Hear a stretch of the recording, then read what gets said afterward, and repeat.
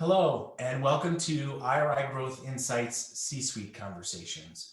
I'm your host, John McIndoe, Chief Marketing Officer here at IRI. IRI integrates big data, predictive analytics, and forward-looking insights to help companies in the CPG, retail, healthcare, and media markets grow their businesses. We also share our thought leadership with the industry at large with the goal of addressing and tackling key challenges within our industry. Our special C-Suite Conversation series features notable leaders talking about the future of CPG and retail. In this episode of C-Suite Conversations, we're joined today by Fabian Garcia, President of Unilever North America.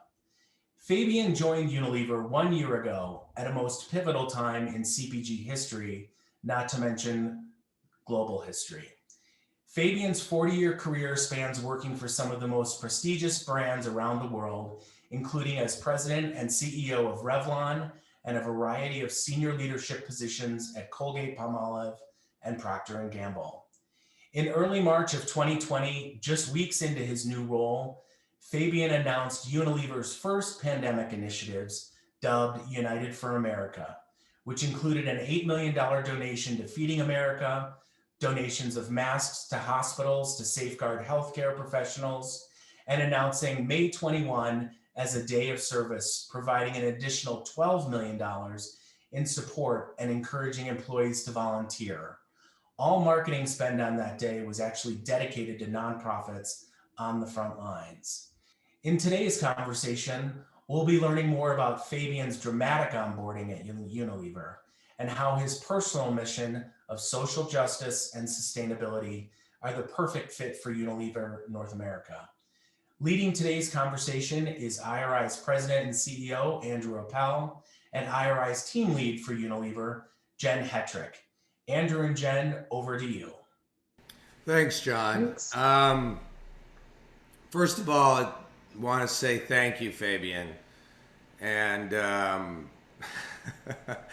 I feel like I may have been one of the first three people you spoke to on your first day, because we've been hanging out together for the last year trying to be helpful to each other and to help Unilever, which is such a great company, navigate this unprecedented pandemic. But I'd love to start with just a little bit about you and how you ended up in the job with Unilever and what attracted you to the organization and what just some of your thinking and your career ending up in such a fantastic organization with such great social missions. Well, thank you, Andrew. Indeed, you were one of the first ones I met, and little we knew what the year was bringing for us. So anyway, first of all, let me start by saying thank you to you, Jennifer, and the team that is hosting me today. It's a real pleasure to be here and share with you my own personal experiences that span through 4 decades of CPG, but more importantly, the past year, which probably will have been the most intense. Let me start by saying that when I left Revlon, I was pondering retirement on the one hand, advisorships on the other hand, becoming a consultant. But I came to realize kind of quickly that I needed to have my hands on an operation. I like to have impact, and I like to do that at scale. And the other thing that I really look for is companies that have a meaning and a purpose. Because after you've worked so many years, you want to lead in a company where you share the values of the people, you share the mission of the company, and you wake up every morning thinking that you're going to make the world a little better within your own area of influence. So I remember when the headhunter called me and said, the first thing she said to me was, please don't hang up, listen to this. And she went on to tell me the story about Unilever. And frankly, this was a very easy decision because as a competitor to Unilever, I always admire them. I think Unilever has pioneered in the area of having a clear mission to impact the world, talk about responsible capitalism, and leading the categories where they compete, but demonstrating to the world that you can actually do well and do good for the world. So that decision was easy. I thought the company had a challenge in North America. Basically, he hadn't grown for the prior 8 years, and I thought that was the perfect combination. On the one hand, a great business challenge, and on the other hand, an absolute great company with great purpose, with a great brands, and ultimately an organization and resources that could be brought to bear for growth. So that's what brought me here. And frankly, as the pandemic started, the authenticity of these values came to play, because I didn't have to explain to people what was the right thing to do. It was very clear. We have three objectives: the safety of our people, the continuity of our business, and the impact that we had in our communities. So very early on, there was a global declaration of this is what we're going to do, coming from Alan Job, and he effectively said worldwide we will do $100 million worth of donations. And we thought we could do something different here in the US, because giving money is the easy way to help. The more personal way to help is to put your personal time and do something special for the communities where you compete. And that's the beginning of what was narrated at the introduction. The United for America movement was all about putting our own time on the 21st of May, and everything that we produce that day, every dollar that we spend in advertising, and even within the circumstances of the lockdown at the time, virtual volunteering, we mobilized our people and people from 100 of our partners to do something, including IRI, of course. I remember that. So thank you once again for your help in that area. But it was an absolutely terrific thing. We ended up with the most, the day with the highest number of volunteering hours in the history of the company worldwide. We're very proud of what we did, but as always, there's a lot more to do. Your arrival at Unilever was within weeks of the pandemic, and maybe spend some time, because we spent a lot of time together, and I have been enjoyed and impressed the conversations we've had about how they've sequenced themselves through the challenges of the last 9 months. I'd love to hear a little bit about your learnings through it, how you guided such a large organization so nimbly, to be honest with you. Well, thank you for that. I think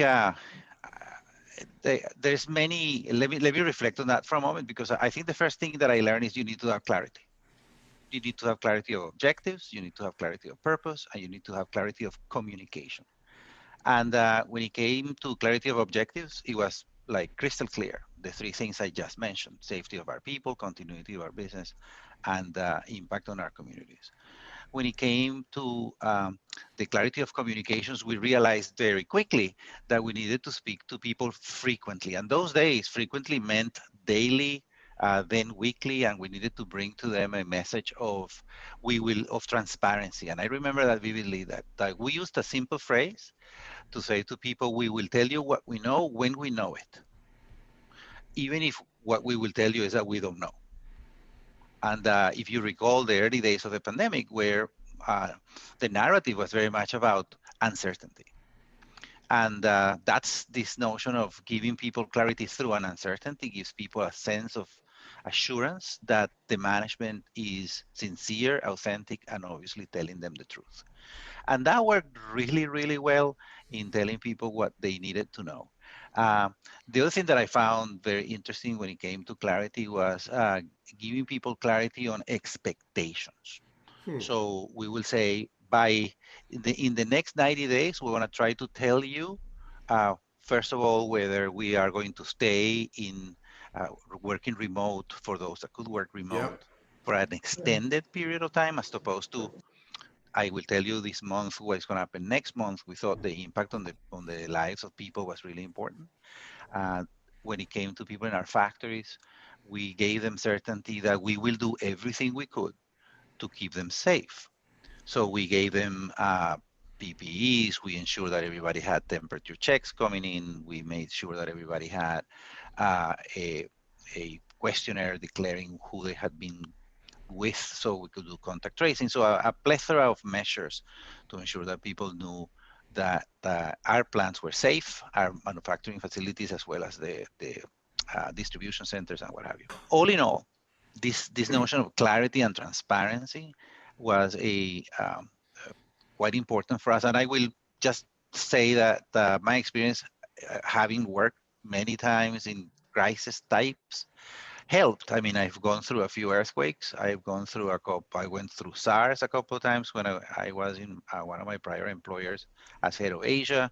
I had been through MERS, and as a Latin American national from Venezuela, I have seen inflation, recessions, coups, a few of these events that prepare you to believe in your instincts, and you have almost like an automatic response to these kind of events that is framed within those three objectives.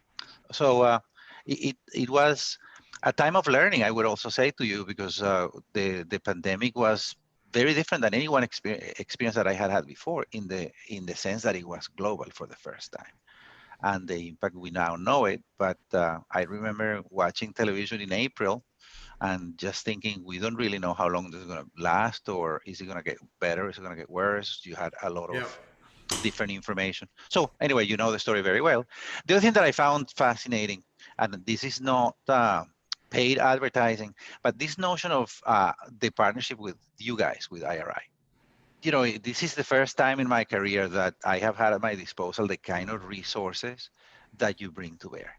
And you guys were at the forefront of what was happening with consumers, because of course you have the information live, literally real time. And we, for those viewers, perhaps one of the things that we put in place that we haven't talked about is these monthly conversations where you would come to us to say, this is what we're learning. Sometimes I will pose a question to you to ask you, tell me what's happening with consumer habits, tell me what's happening with people consuming more at home, tell me what's happening with e-commerce, or tell me what's happening with people becoming cash trapped. And you had the insights, you had the data, you had the frontline understanding of what was going on. So those monthly reviews, I remember they all had the same pattern.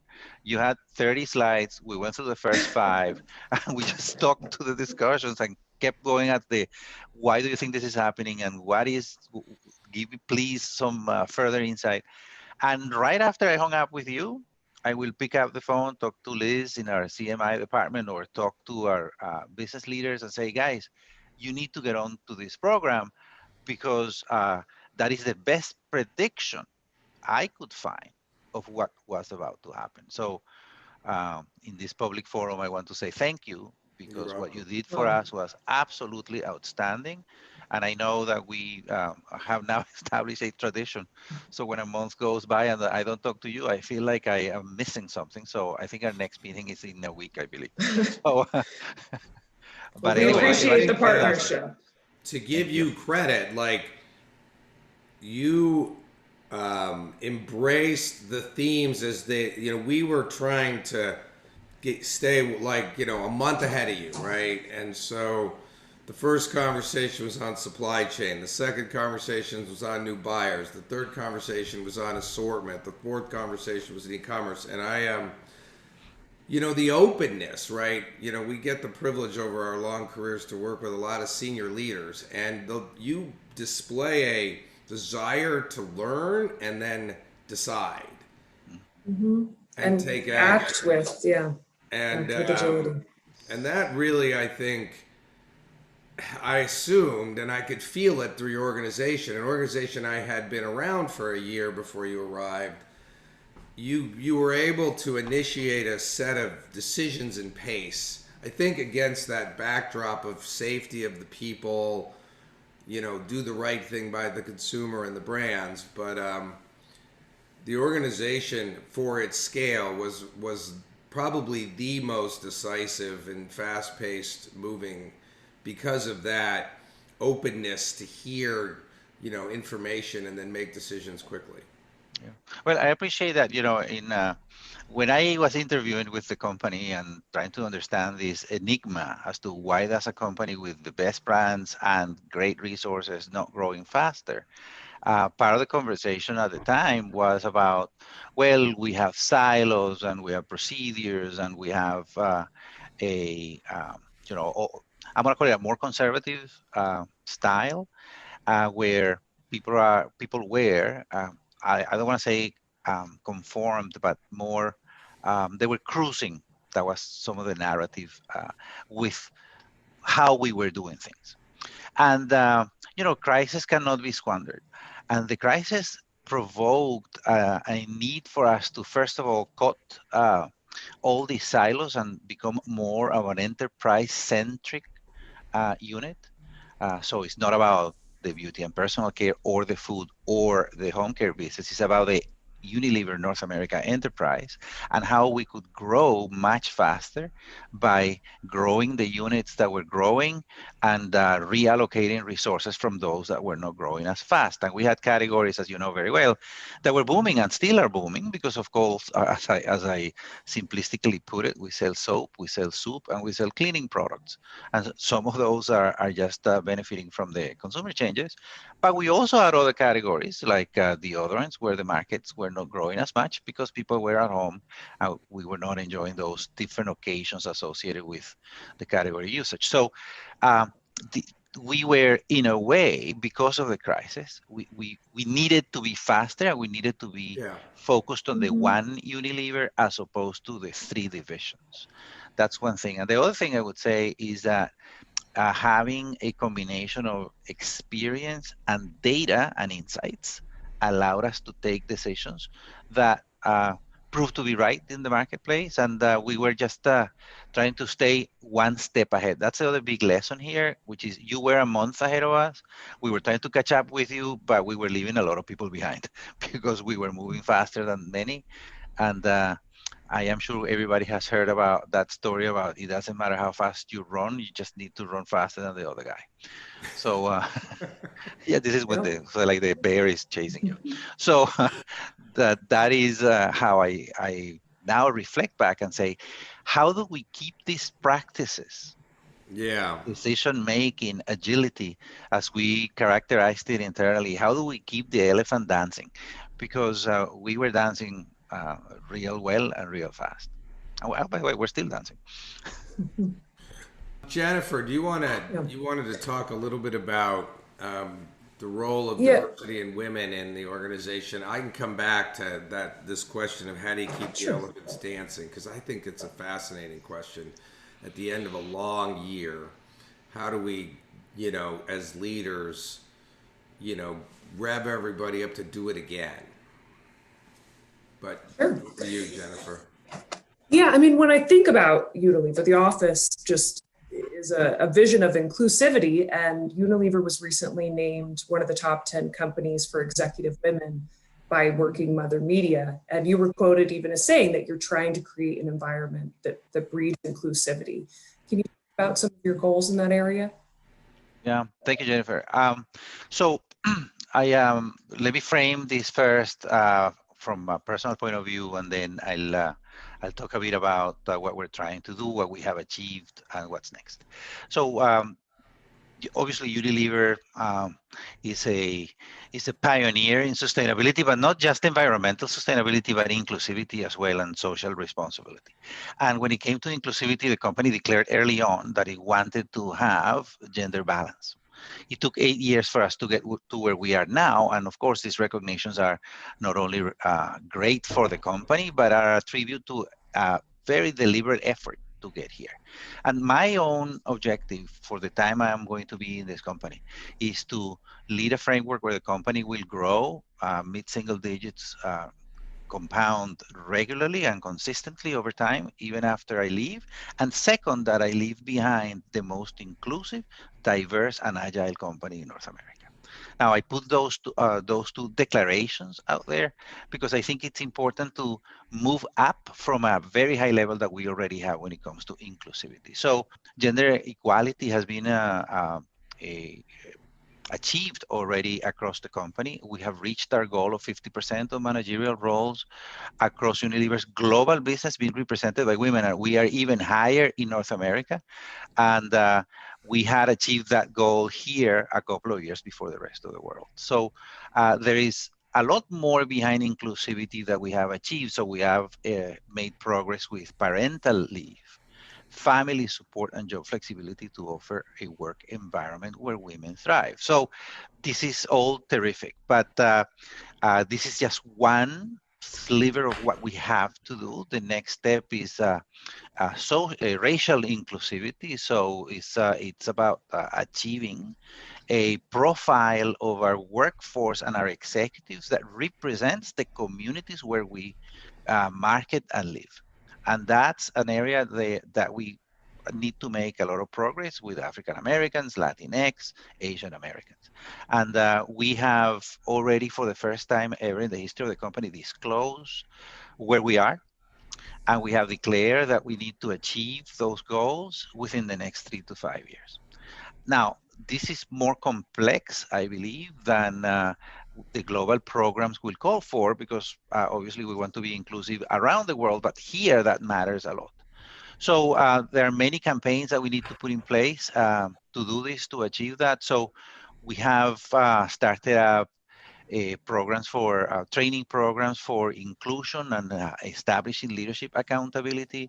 We are aiming to achieve a workforce that represents those populations, as I said, within 3 years. We're trying to ensure that we are buying globally $2 billion from companies that are owned by minority owners. And here in the US, we have made progress. That number was about 50 million, moving into 150. And we're taking that number to about $500 million within the next 3 years, all the way up to 2025. And as one of the largest advertisers in the world, we want to make sure that what we are communicating with the consumer represents the consumer. So we need to make sure that all of our advertising out there is reflective of the consumers to whom we market our brands. So there is a lot going on here, and we have made this commitment internally, obviously, as well as externally. We have just appointed a diversity and inclusion leader that has over 20 years of experience in the US. Her name is Tish. Tish has joined us since December, and she's already making a great difference. So I am encouraged by the progress. I am more encouraged by the commitment. And I am even more encouraged at the fact that when this company says we're going to achieve something, we will. So thank you for the question, because this is critical for us as a company, but critical for us as a society. Yeah, I agree. I agree. Yeah, and first, just congratulations on achieving so much already. I hope that it becomes the standard instead of the goal that everybody's trying to achieve. You're paving the way, and you'll accomplish those goals that you've set out that are so important. And I think it's important to see how you've expanded it beyond just your own workforce, right? It touches every piece of your operations. And we see that even in the United for America campaign that you mentioned earlier, where you did that partnership to include a partnership with Luminary and providing pandemic relief to women-owned businesses. You're helping to close an education gap in the country. Can you expand a little bit more on that partnership and component to America campaign? So thank you for that. So United for America started up with the Day of Volunteering that I spoke about on May 21st. And that was all about donations and helping people get food on their tables in the very beginning. And the second phase of the pandemic, we wanted to be more surgical with our approach. And there were 3 specific areas that we wanted to focus on. The first one was the so-called She Session, and it has a lot to do with this notion of inclusion, but we all have seen the statistics, and women and people of color and women of color have been most hardly hit by the pandemic than any other group. So this notion of the She Session was something that we needed to partner with someone that provided resources for women or businesses owned by women, and that's where Luminary came in. So Luminary is led by a woman by the name of Kate Lucio. She's brilliant, and her mission in life, she has created this, we call it a hub, is a network of relationships, training, capability creation, it's a network where women go in to try to find answers to what they need to do to thrive in their businesses and in their careers. So we provided funds for 250 annual fellowships to women-owned businesses with the objective that at least 50% of them went to women of color. I think the number at the end went all the way up to about 68%. So that was well done. We gave them resources that they needed to pivot and grow their business. So women who were owning businesses that had cash issues needed to know what to do to survive, and they could find the answers in Luminary. So I had the distinct pleasure of meeting Kate virtually, of course. And when you talk to her, you understand what she has achieved throughout her life, from investment banker to empowering thousands of women to continue to thrive in the business world. So that was one focus. The other focus was to enable kids to connect to education by either helping them to get the gadgets like iPhones or computers, or even access to Wi-Fi, so they could continue their education in those unprivileged families that do not have access to remote education, so they were not left behind. And the third area, which is an area that remains critical for everybody, is to put food on the table and continue to give donations of products. In the second phase of United for America, we partner with our retail partners, all of whom you know, who helped us facilitate the bringing change to those latter two areas that I mentioned, to individual customers of theirs and consumers of ours, so that we can make a difference in their lives. So that was the second phase. That's great. 3 critical areas during the pandemic, for sure. Do you feel like you're a better organization because of so much commitment to diversity and inclusion? Do you feel like your team members, are more open to the, closer to the evolution and revolutions going on in American society and other places? I will talk about revolutions in another forum, but let's stick to the evolutions. But I will tell you one thing about this organization, and people who work here are connected to our mission. Many of them are here because of that mission. And the way I will describe our organization is that there is an elevated level of engagement, commitment, and meaning to people who work here. And that is a catalyst of morale, motivation, and they all understand that this is not just about making money and driving your EBITDA. So it is important that you grow and drive your EBITDA so your impact can be even larger. And that's where people understand really clearly. But it is a good place to come to work every morning, or to turn on your computer every morning. And you can see it in people's faces when we completed and celebrated the achievements of United for America. Teary eyes, people completely proud of sharing with their families what they were making happen in the communities where they live. So that's a very good thing to see. Yeah, and some of your brands are very centered on specific purposes. Like the first one that comes to mind for me is Love Beauty Planet, which is a brand that I love, and a popular one that was even IRI's new product pace setter in 2018. The brand stands for sustainability, small acts of love, and beauty, obviously. You've got a new brand that also has a purpose that you recently launched with Walmart called Find Your Happy Place. More about that brand and that partnership? Yeah, thank you. So first of all, Love Beauty and Planet is a great example of the power of the people of Unilever and how they bring the power of mission to the market. And this brand is exactly as you have narrated. It is a brand that it's all about mission and purpose. And Happy Place, or Find Your Happy Place, is a brand we created with Walmart. And I have to give a lot of credit to Latrice Watkins and her team in Walmart, because they have been a partner with us for co-development of brands with purpose and brands that meet a specific consumer need. So Finding Your Happy Place is a very timely brand, a very timely innovation, because now that we're all trapped in our homes, trying to be as safe as we can be, everybody needs a little bit of time to get pampered and find their happy place for relaxation and getting away from the tribulations that have been associated with COVID. So we develop a full range of new products that offer aromatherapy, body care products, and candles at an affordable price. And that was an opportunity for Walmart to attract consumers from that were buying those products premium looking, but at higher price points in other more premium retailers. So a full win-win solution to a business opportunity that had an impact on people's lives.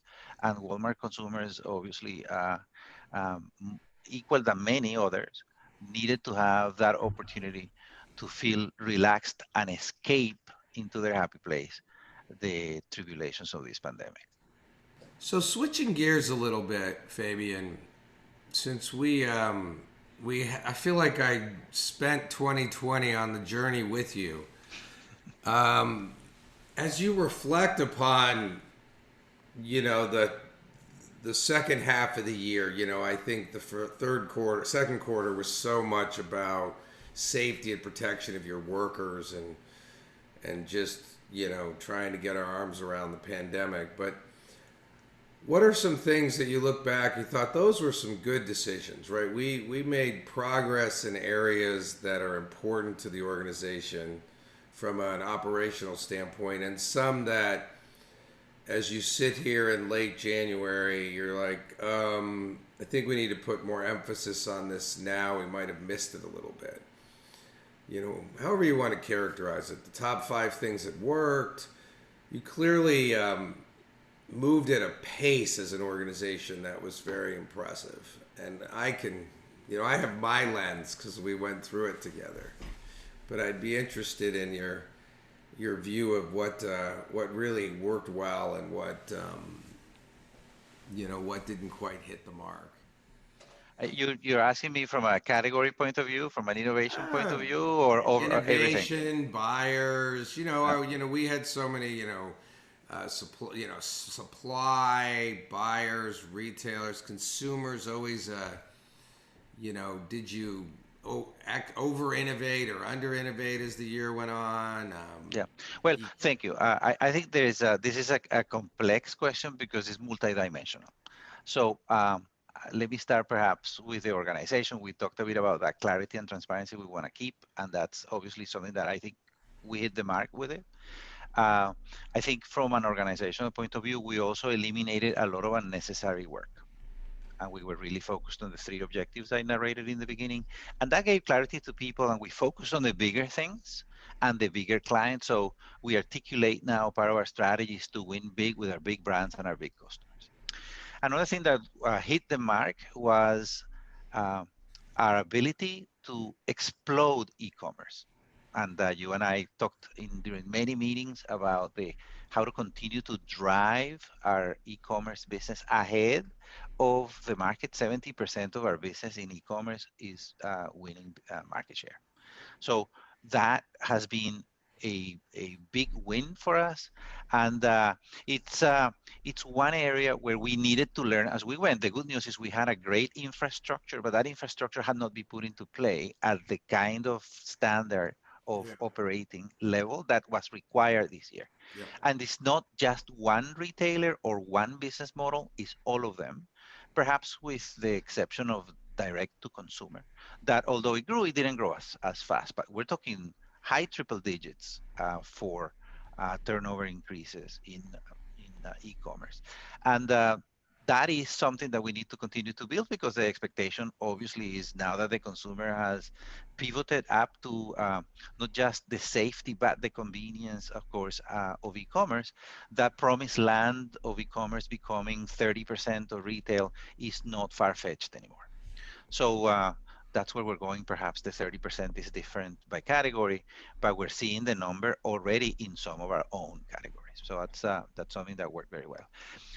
When it comes to retailers, the one thing that I think hit the mark is the relationship that we were able to forge with our retailers. And I don't want to single one out in particular because all of them partner with us as the market leader in the categories where we compete to help grow those categories and to also bring to them solutions quickly to problems and challenges they were all having that were all different. Because just to mention one, we were selling a lot of ice cream off season. So some people were just needing a lot more product. We needed to pivot our resources to supply. Ben and Jerry had a historical year. We're getting to $1 billion in retail. I mean, these are big numbers and lots of pints of ice cream that have left out the door. The other thing, of course, is if you think about COVID accelerated trends more than it changed trends. So one trend, for example, that it accelerated was the plant-based food consumption. So here we are launching vegan ice cream, vegan mayonnaise, and making sure that we are responding to those trends that are now way more important than they were before. So those things hit the mark. I would say that part of our innovation in deodorants didn't hit the mark because the consumer was not in the market. So we now need to relaunch some of that innovation, help the consumer come back, and as mobility and I want to call it normalcy starts to return, we as the market leader and the category leader need to make sure we bring the consumption levels back to what they were before COVID. And of course, we have a program to do that. And last but not least is not just plant-based, but the notion of healthier eating and more natural eating. All those trends are now reflected in innovation. And in food innovation, we have a much faster pace of bringing things to the market. So I feel good about the balance between how many hit the mark, how many didn't hit the mark. Yep. When we're going to release results for the fourth quarter and the year on the 4th of February. So please be attentive to that because I will give you a flavor for the kind of achievements that we put on the board in North America, but they all reflect this balance that I'm talking about here, that we got a lot of things right and a few things to fix. The one thing I would also say is I need to give credit to the supply chain because, as you said very well, it all started the third week of March. I will not forget that. You know, we were growing single digit January and February, and then everything broke loose. And it's one of those black swan events where you don't believe the amount, the magnitude of the increases that we experienced until they were real and they were sustained. I remember asking Liz, "Will you please double check this number because I cannot believe that Knorr consumption has grown 30% in 2 weeks. This has to be a typo." Then the next phone call was to the supply chain lead and say, "Are you selling? I mean, are you shipping all of these?" And it became really stunning to realize how fast, how quick, how high these peaks of demand happen. And the supply chain did a magnificent job to respond as quickly as they could. And it's interesting because we've gotten a lot of accolades for customer service responsiveness against the backdrop of the worst customer service KPIs we have ever had. As in, like, you were in the 80s in some categories, and our target and our delivery has always been in the upper 98s. Gotcha. How did the pandemic affect your innovations? I know you came out with a few innovations and new products during the pandemic, but it also probably shifted some of your plans for future launches.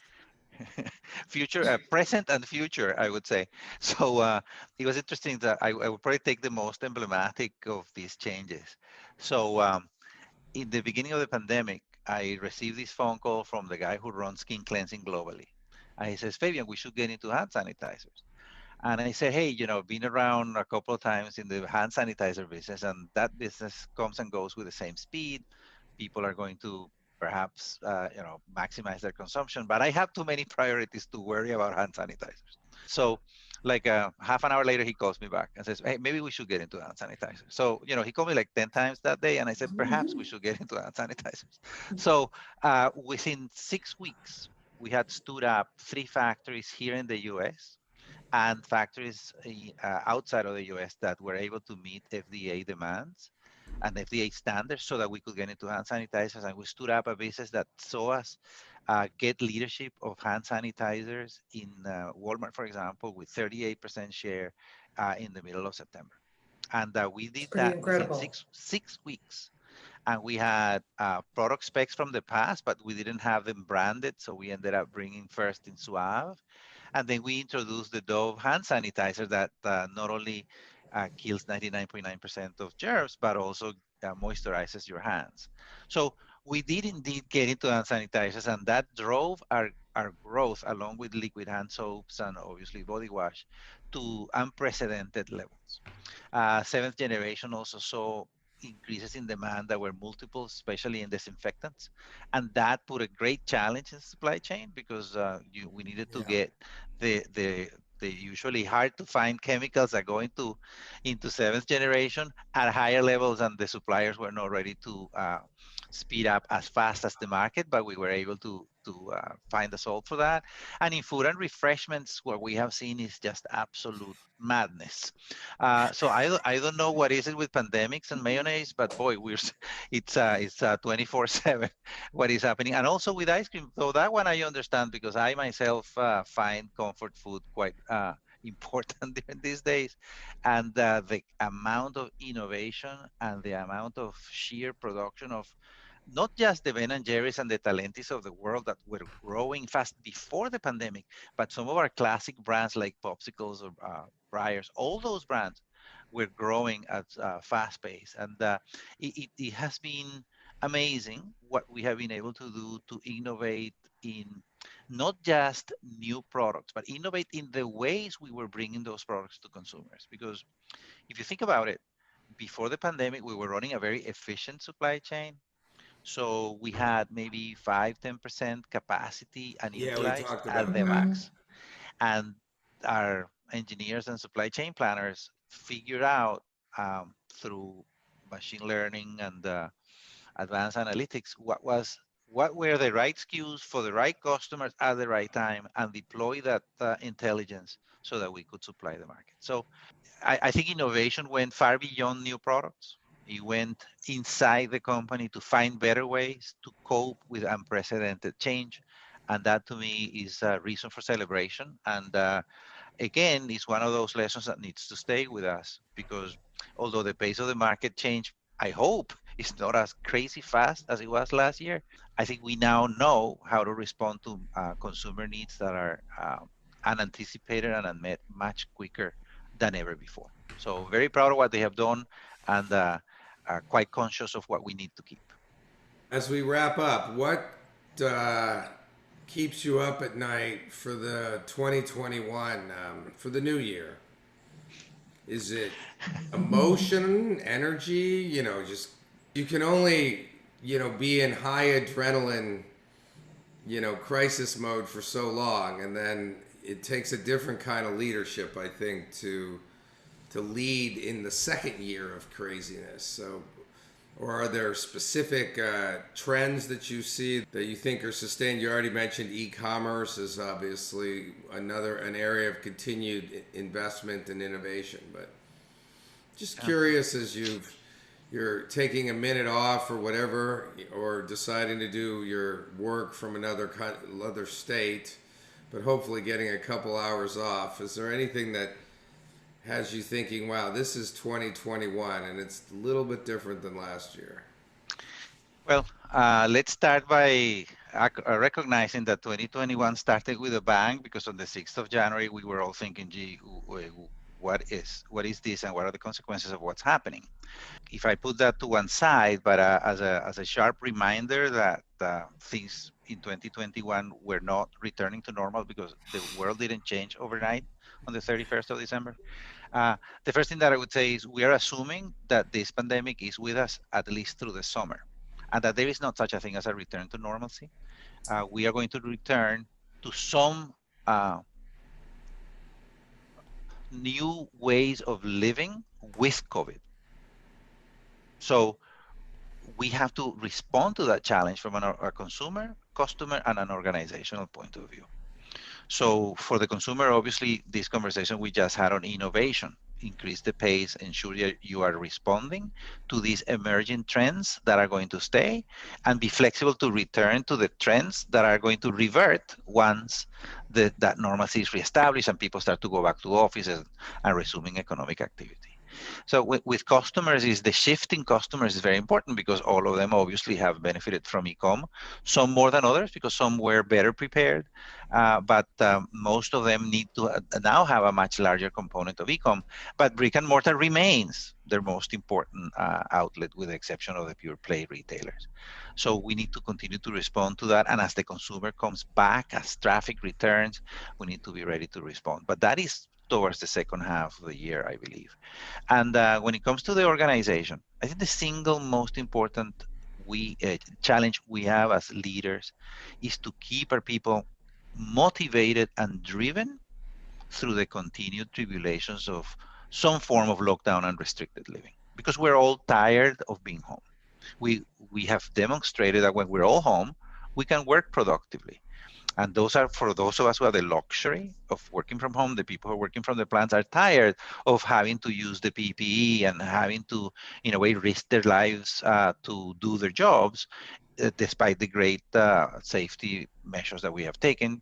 And obviously, we all want to get out of these conditions, but we can't.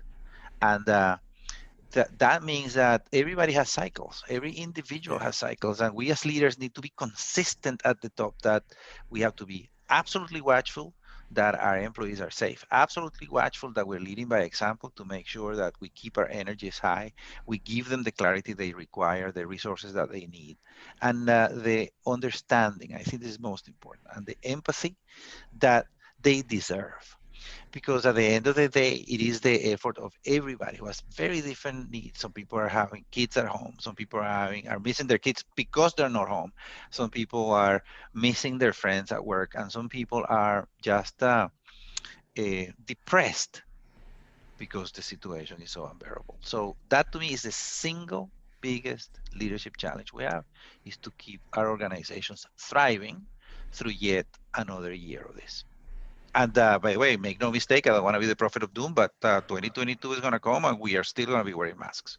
So, maybe by then they will be nicer to wear or better to breathe through. But when you talk about herd immunity as the ultimate exit of this crisis, that's not going to happen that quick.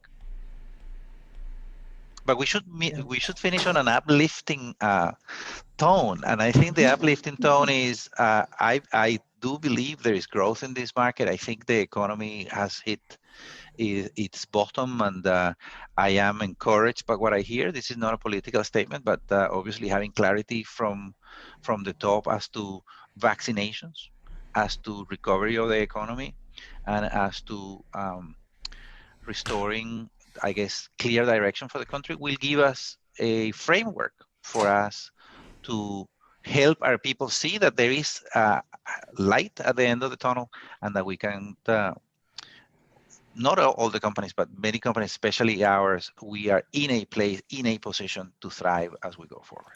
Look, a positive is new habits have been formed, and the emotional connection to your families and your homes and your CPG experiences have been solidified by a systemic pandemic crisis.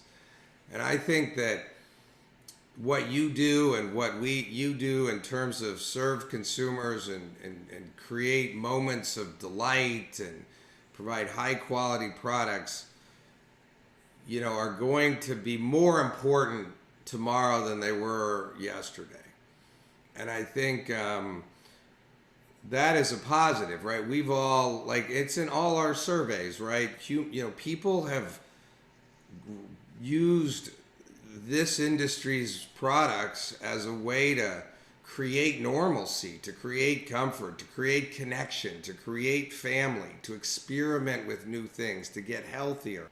We do self-care studies that people are just more concerned about health and safety and and want to try and have positive experience in their home. So I think, especially given the pandemic's not gonna disappear like it did in the rare New Zealands, and so I think it's an evolution of a lifestyle, and a lot of people are gonna go back to the comfort of family and stay with it. We've got, most people have connected with their families, and a few of them have been positive. No, most people have had a positive experience in this new world, trying all sorts of new things, and I think that that's a big positive for an industry that was, talking about private label and fast shipment of mediocre product. I think there's the whole premiumization we've been talking about. Consumers are gravitating to higher quality experiences in their home. I think this is very insightful because at the end of the day, they have rediscovered the joy of consumer goods. Yeah. The joy in the 5 words better said, but yes, the joy of quality experiences with their families around the products our industry makes special. Absolutely. So, I mean, for sure there is hope, and I think this is what we need to keep in mind. We need to give our organizations and our peers, our partners, a common view that things are only getting better from here for this industry. Yeah, and I think adrenaline sustained us in 20, and maybe the caring and enthusiasm can sustain us in 21. I sure hope so. Indeed. Well, thank you, Fabian, Andrew, and Jennifer. That was fascinating. Some really insightful takeaways rooted in a foundational and really unwavering commitment to your people, your consumers, and your retailers. So thank you for taking the time to share your perspective. For our viewers and listeners, I want to recap a few of the key takeaways that I gleaned from the conversation. We learned about Fabian's personal passion for impact at scale. Additionally, your desire to be part of companies with meaning and purpose and shared values and mission. Fabian, I know you wake up every morning thinking that you can make a difference, which is truly inspirational. These critical foundational elements are key to success, both in good times as well as bad, as you shared. Unilever clearly shares these values and philosophies, and this alignment has played a pivotal role in your success to date, no doubt. Just as you joined the company, the pandemic hit, and you turned your attention to 3 critical areas. First, the safety of your people. Second, the continuity of the company.